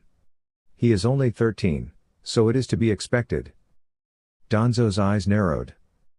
Uchiha Itachi was only 13 years old, but he was a powerful shinobi. The fact he suspected him to have awakened his Mangekyo Sharingan upon Uchiha Shisui's death added to this. After this the boy could grow to be a great threat. Especially since the truth either came out about why the Uchiha were killed, or the boy tried to spare his clan the shame and left to become a missing nin, taking the truth with him. He doubted he'd have the chance to use Uchiha Sasuke, placing him in his route, if the boy was half as smart as he was led to believe. Hell, with the Namikaze Uzumaki heir around he doubted he'd get the chance even if Itachi were dead. The girl had loyalty in spades, just as much as Itachi himself. She saw the Uchiha as her family, having never had a chance to know one before she met them. She'd most likely protect Sasuke with her life, assuming Itachi indeed left his younger brother alive. In the shadows another man watched this all, orange mask covering his features, a black cloak with red clouds. The mask itself held a genjutsu of sorts that hid what features showed. His hair, for example, while the mask was on it, was cut short, but if he removed it you would see he had long hair. It seemed he only had one eye, but that was not the case. He simply chose to show one eye. It was clear the man was an Uchiha. Yet the heavy genjutsu hid him, even from the likes of Danzo. Interesting, but in the end Danzo has simply ensured my own plans. The Uchiha have the right idea now, but too little too late. They should have listened to me before they betrayed me, but they'll reap what they sowed now. Madara thought, thinking of the shadow clone he'd left with Itachi. You play a dangerous game, Danzo, Madara spoke, only stepping slightly from the shadows and genjutsu that hit him. The war hawk's eye widened as he turned to glare. Who are you? Show yourself completely. Madara laughed. No, I quite like where I am, he said. I simply wish to see just what sort of threat you could become. Oh? Madara nodded. For others, you may prove to be entertaining. Quite the manipulator, but you are indeed not the threat I believed. I guess I should thank you though, your order has made my own plans so much simpler. With that Madara was gone in seconds. Danzo hadn't even noticed how exactly he'd left. Naruto jumped back to avoid her best friend's attack, only to have to spin to the side when he used a Shunshin to bridge the space between them. She almost hadn't noticed in time. Dodging won't get you very far, Naru, Koji said, smirking as he continued his front assault with punches, kicks, and other such strikes. Naruto took a few, but was fast enough to dodge the rest. She was quick, speed had always been a strong skill to her, but Koji had always been just a bit faster. His Shunshin was already incredibly good, in a few years he'd surpass Shisui at this rate. Coming out of her thoughts, Naruto noticed the kunai Koji now had in his hand, coming straight at her. She wouldn't be fast enough to dodge, so she went for plan B. It was a technique she had learned from Itachi, but modified to suit her needs.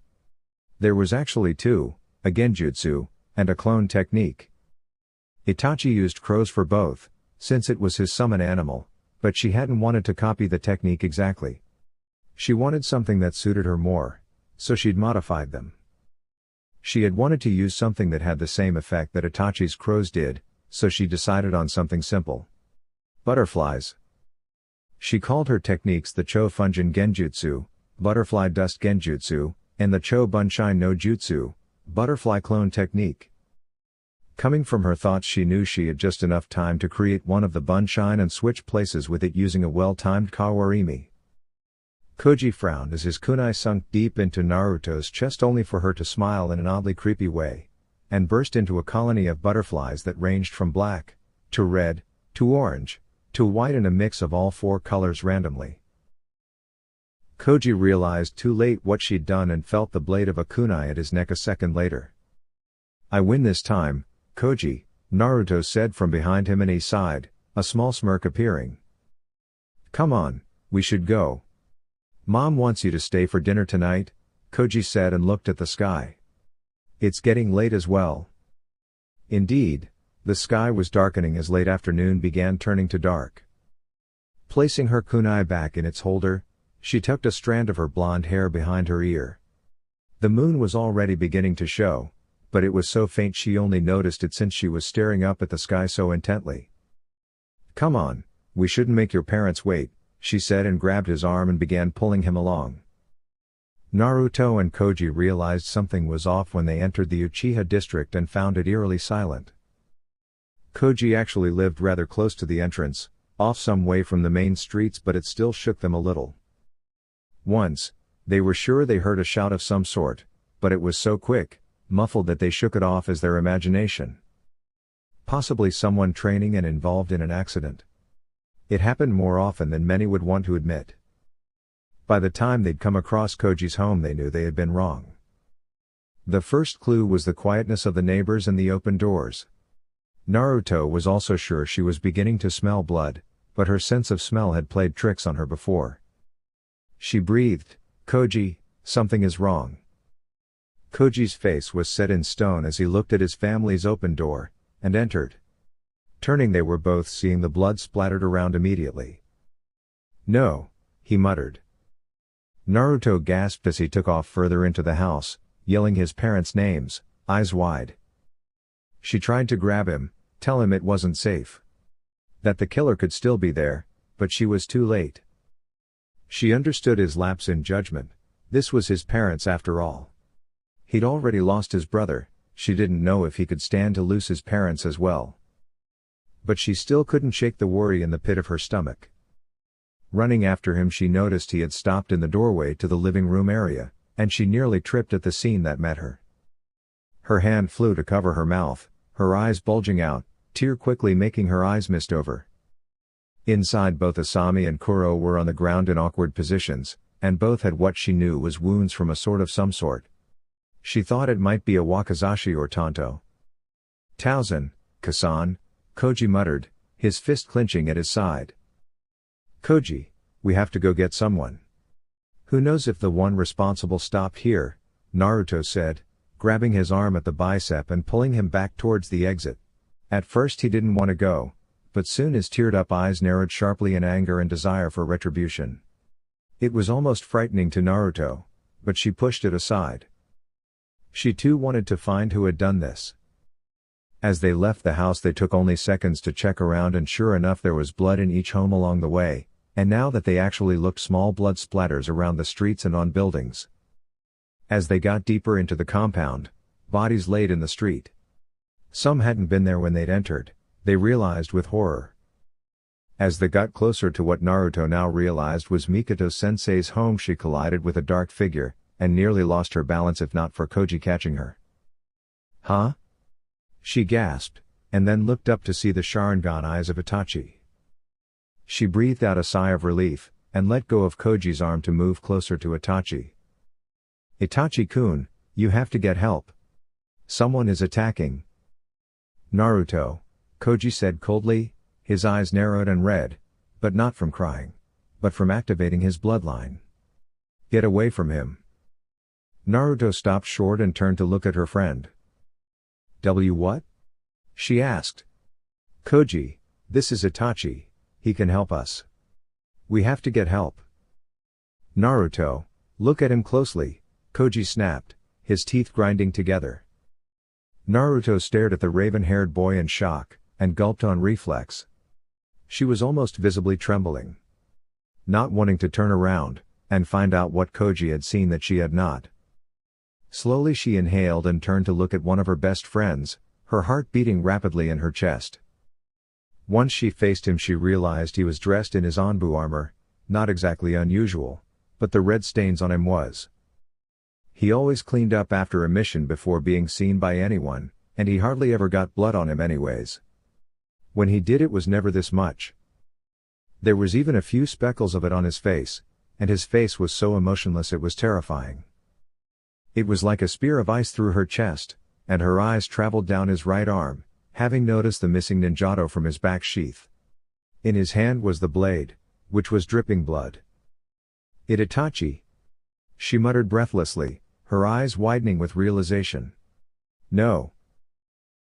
You shouldn't be here, Naruto, he said slowly, his voice never showing any emotion. Leave, do not interfere. Naruto choked on any words she could say, and felt herself being yanked back by Koji, who had taken a kunai from his own weapon holster. You bastard! He yelled in rage, and shot forward with speed she hadn't seen Koji use before. It was as if his rage was allowing him to amplify his own abilities, either that or he was using chakra to gain that much more speed. Naruto was still in shock as she saw the two blades strike each other, and Itachi go on the defense against Koji. I wish you wouldn't fight me. She heard Itachi say, never raising his voice or changing the tone. You killed them. The clan, why? Koji demanded as he fought with Itachi. Itachi's eyes seemed to soften, if only for a second, before he had disarmed Koji, forcing him back with skilled swings of his blade. To test my abilities. And because it was the choice laid before me, he said. Naruto's eyes widened before she sprang into action and pushed Koji out of the way of a swing that may have beheaded the boy. Naruto landed on top of the stunned Uchiha, rolled off, jumping to her feet.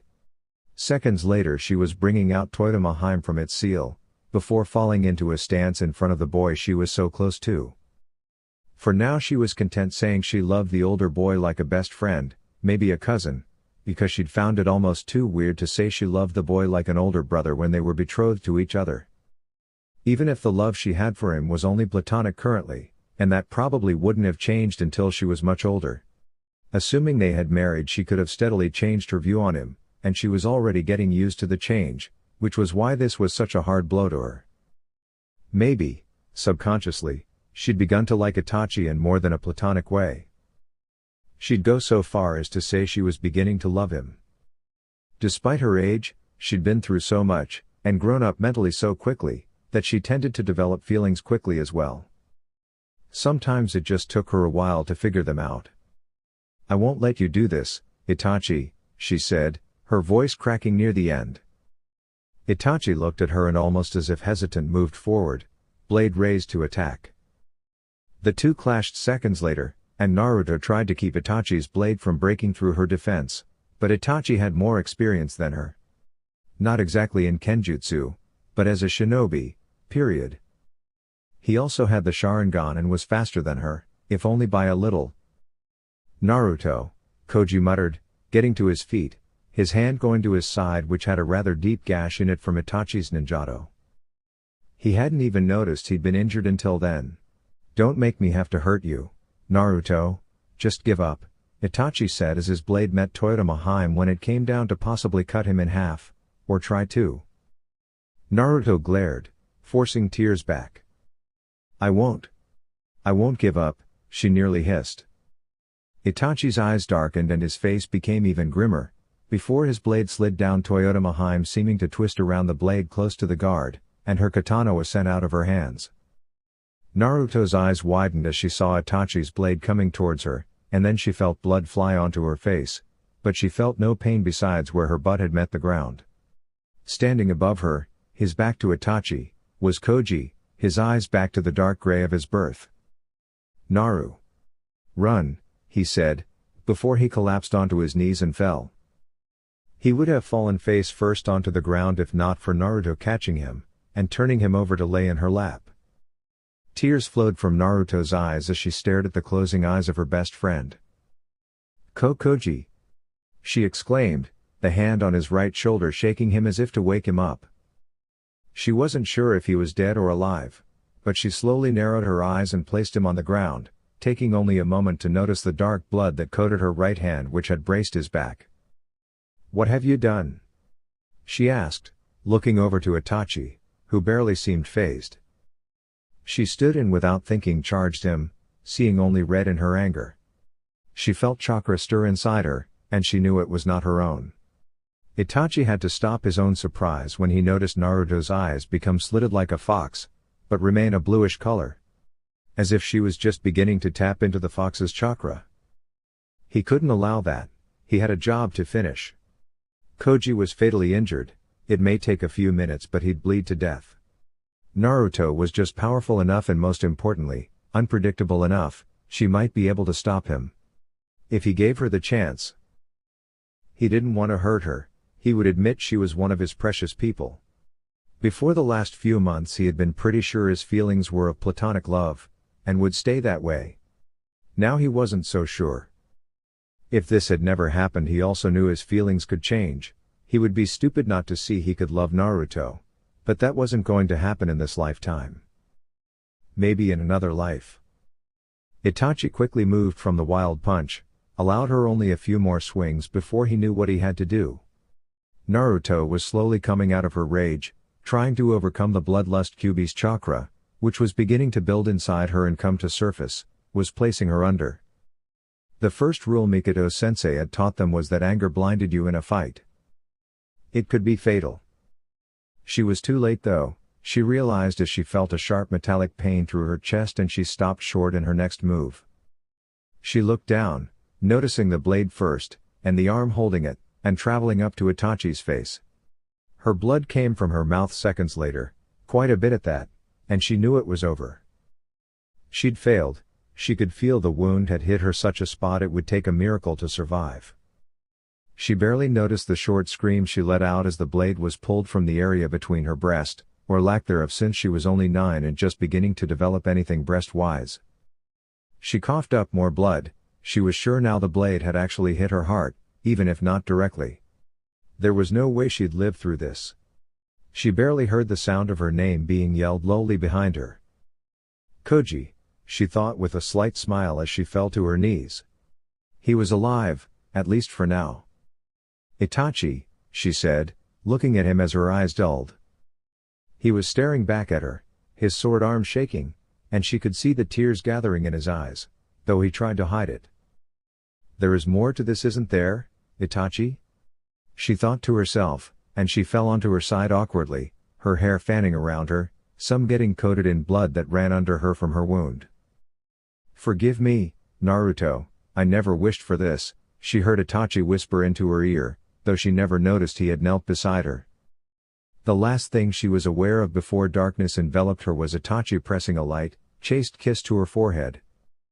It was a bittersweet gesture, one which begged for forgiveness, or regret. As Itachi stood, he looked from Naruto to Koji and knew he couldn't finish his best friend's brother off. He barely could hurt him to begin with, and Koji wouldn't last much longer with the blood loss anyways.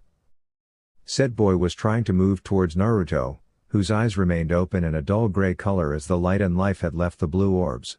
It would haunt Itachi for years to come. With that he left to finish his mission. Naru. Koji gasped, as he moved over to his best friend. She didn't seem to be breathing, and there was so much blood. He grimaced when his hand came into contact with it as he practically crawled towards her. He collapsed over her, and turned her on her back after he slowly pulled himself up. Please. Wake up, he said, his hand on her chest as if to start CPR, but he knew it was useless.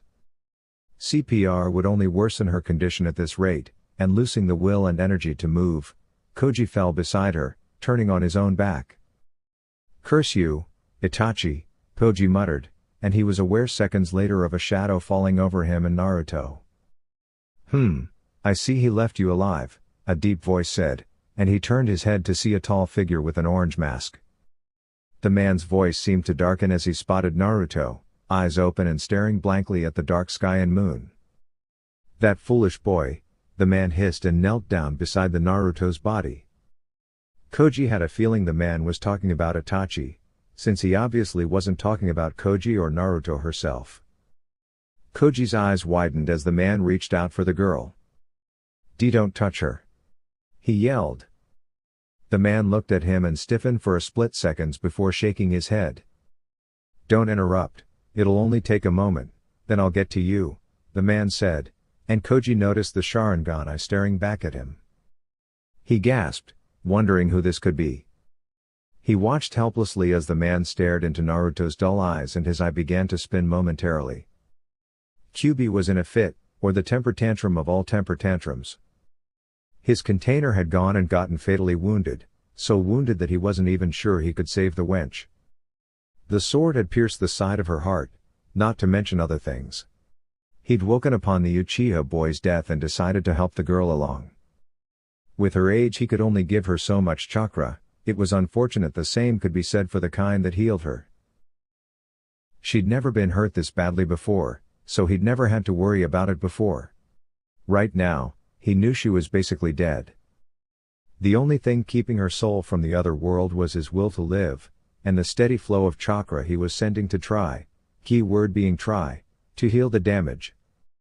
For all intents and purposes though, she was as dead as doornail. Her heart wasn't even beating. He had about 3 to 5 minutes before it was impossible to revive her, and he was sent to the abyss. If he got lucky he might be released because the seal was still only 9 years settled, but he wasn't taking that chance. "How quaint," an overly familiar voice said. "I'll hand it to Namikaze, he knew how to set up a seal." Turning from his work, Kyuubi growled at the person on the other side of the cage. It wasn't the brat, but a man he knew very well. Too well. "Madara!" Kyuubi roared, for a moment forgetting to send chakra to his container. "How dare you show your face here?" Madara wagged a finger at him.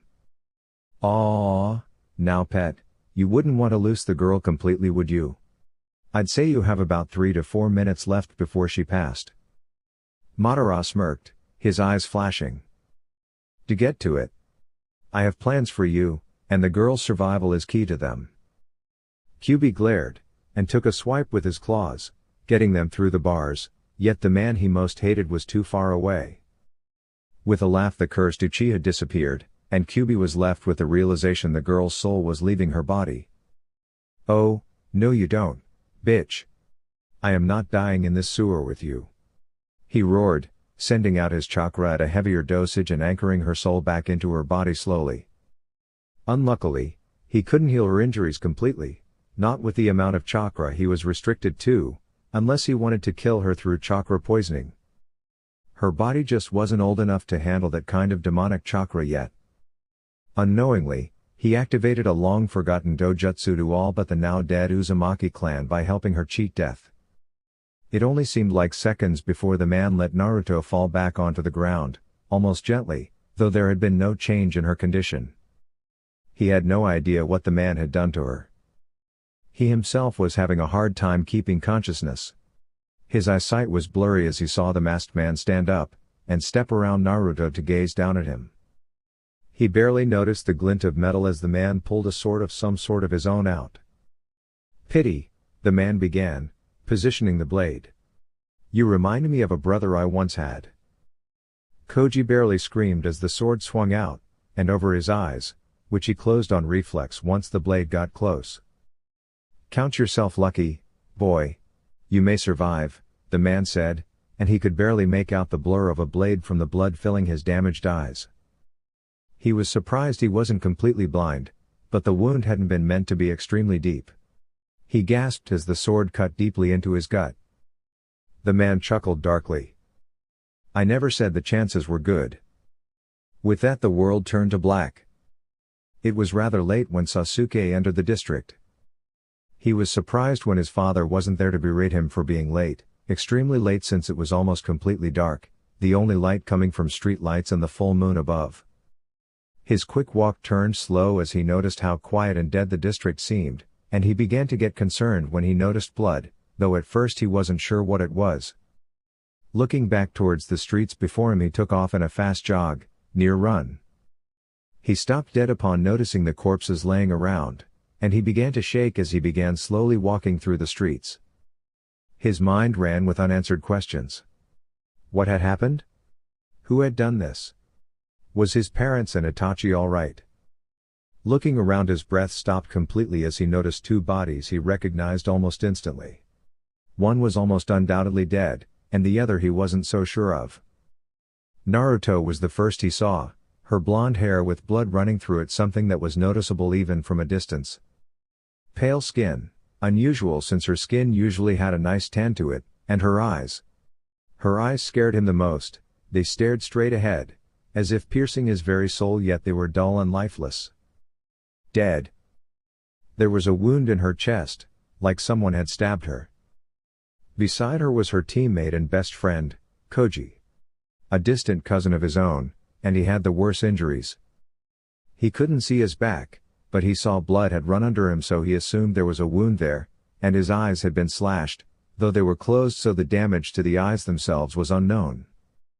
There also looked to be a wound in his gut.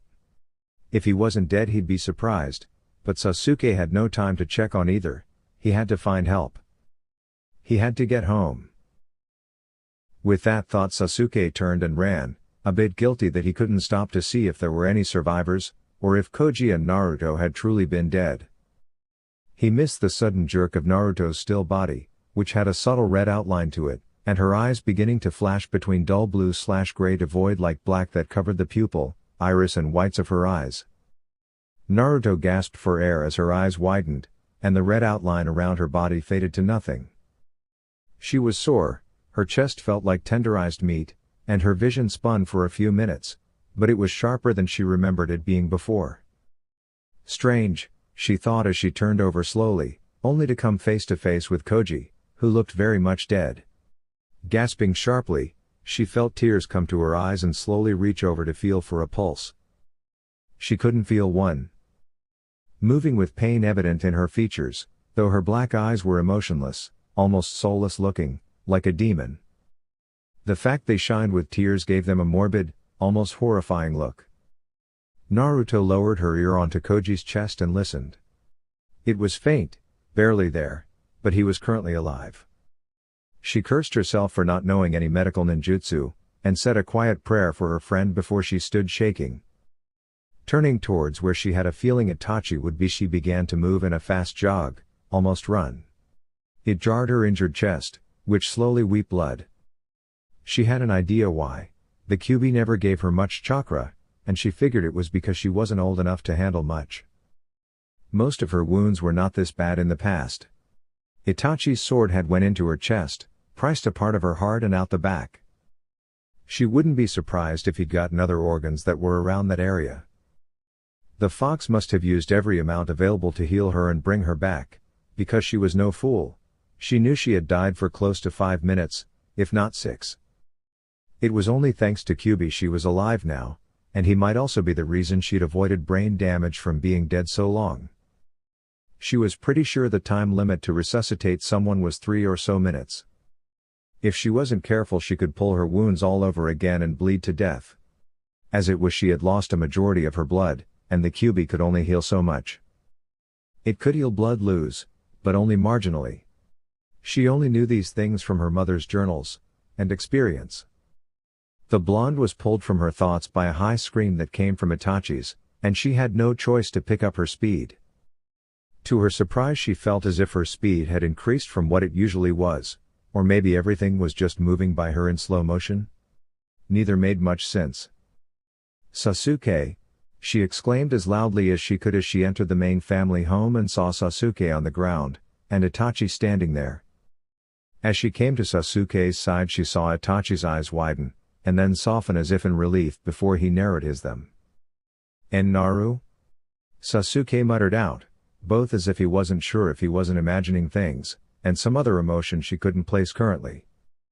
Turning back to glare at Itachi, who was staring once again wide-eyed, she noticed her own eyes reflected by his crimson ones. She gasped. They were completely black, an almost reflective void like black. There was no white or other colors anywhere to be seen. What is this?"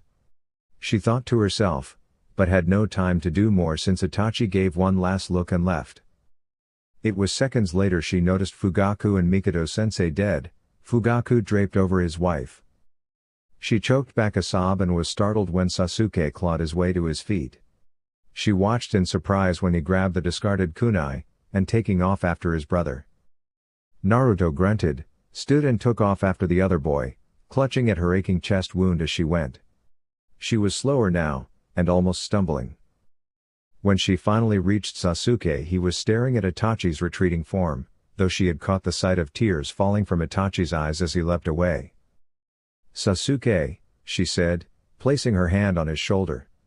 He was an inch or two taller than her, much to her annoyance. Sasuke turned slowly, his eyes wide as he looked at Naruto. Her eyes. They were the first thing he noticed. They were black, like an abyss. They were rather frightening at first, and the fact he was sure she'd been dead when he'd found her with Koji made his mind race. How was she alive? He didn't know, and he didn't care. Itachi hadn't taken everyone away. He may not show it often, but she was his best friend, and rival. He wasn't sure how he would handle being utterly alone. She began to fall, her face pale as he caught her. He realized she was still wounded, though it seemed to be partially healed, at least on the outside. He wasn't so sure about any wounds on the inside. "Naruto," he said, and gritted his teeth. He didn't understand, why had his brother done this? Why? Naruto looked up at him and he noticed her eyes were back to being blue, but were not the usually vibrant bright blue that put the sky to shame. They were duller. "Your chakra, flare it. Call for help. Koji? He might still be alive. There might be survivors," she muttered. Sasuke felt a flare of hope but could not let himself believe in it too much. He knew the chances were slim to none by now. He was lucky Naruto was even conscious, or alive.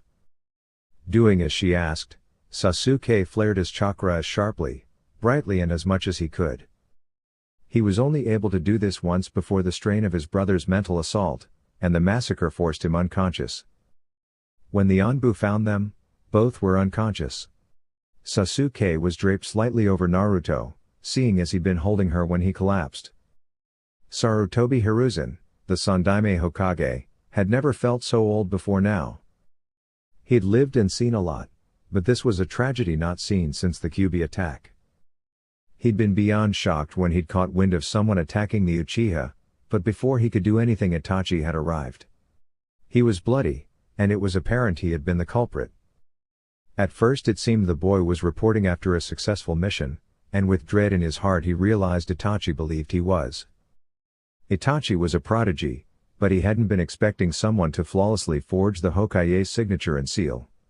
When he'd seen the mission scroll he'd known it wasn't one of his. It was flawlessly forged, true, but he knew what he signed. He made a point to always read documents. It was one reason paperwork took so long and was the lifelong bane of all cages. The number one rule of Hokage, or any cage, know what you sign. There was only one person he could think of with the skill to do this. An Uchiha or Danzo, and he didn't for a minute believe an Uchiha had ordered the execution of all the Uchiha.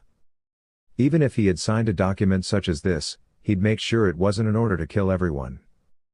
The civilians probably had little to do with it, and there were a few Uchiha that were not ninja. The very few children still in the academy, and of course those few loyal ninja who hadn't a clue of what had been planned. The problem was he had no way to prove the document was forged, or that it was Danzo as he believed. After explaining this to Itachi, he was fearful the boy would become grief-stricken and in a rage, but he simply stared, tears building up before he practically begged him to protect his brother whom he had not had the ability to kill. He hadn't taken long to give his word that he would make sure Sasuke was protected, but he hadn't expected Itachi to also beg forgiveness for hurting Naruto. Itachi had known how Hiruzen had seen Naruto as a granddaughter, and it was for her he had tried so hard to negotiate with the Uchiha, and help Fugaku try and stop the coup in its tracks. Alas, he had failed. Hiruzen would admit he had been rather angry when Itachi had explained that Koji and Naruto had come home together, and that he'd tried to get her to leave but one thing led to another. He'd had no time to knock her out, and honestly hadn't thought of it as he'd been in the mindset to finish his mission swiftly. It was a mindset many ninja, mainly Anbu, went into. Itachi had realized what he'd done after his blade had slid through her chest, and Hiruzen could tell it hurt him greatly. He could also see the boy was systematically shutting off his emotions as best he could. To save himself from insanity, he supposed. The news? Hiruzen asked, looking at his best doctor currently in the hospital. He was lucky. The doctor was a woman just a decade or so younger than him who could clearly see Naruto was not the Kyuubi. She had also known the girl's father quite well since the boy had a habit of getting injuries. 3 days had already passed since the massacre, the word had spread, and people were mourning. There were a select few who believed Naruto had something to do with it. Some even went so far as to say she'd driven Itachi over the edge because she was spending time with either the boy's younger brother, or Uchiha Koji, as more than friends. All claims were completely ridiculous, but he'd expected something like this when it was apparent Naruto was in critical condition along with a handful of survivors. Unfortunately all but Sasuke and Naruto had died from wounds, and Koji had barely survived unless that had changed in the last 2 days. From the way the medic looked at him he feared it had. It's not good news, Hiruzen, Takahashi Naoko said. Uchiha Sasuke has suffered from minor cuts and abrasions, but mentally he was under severe stress. He'll recover, maybe today, maybe in a few days, but he's going to be fine. Hiruzen nodded, and then asked what he was dreading, and Uchiha Koji and Uzumaki Naruto? Naoko sighed. We had Uchiha Koji stable, and he survived the night, but he slipped into a coma. I'm afraid the wounds he suffered were just too much for his body. He passed half an hour ago. Hiruzen sighed, rubbing the bridge of his nose, forcing back the sting of tears.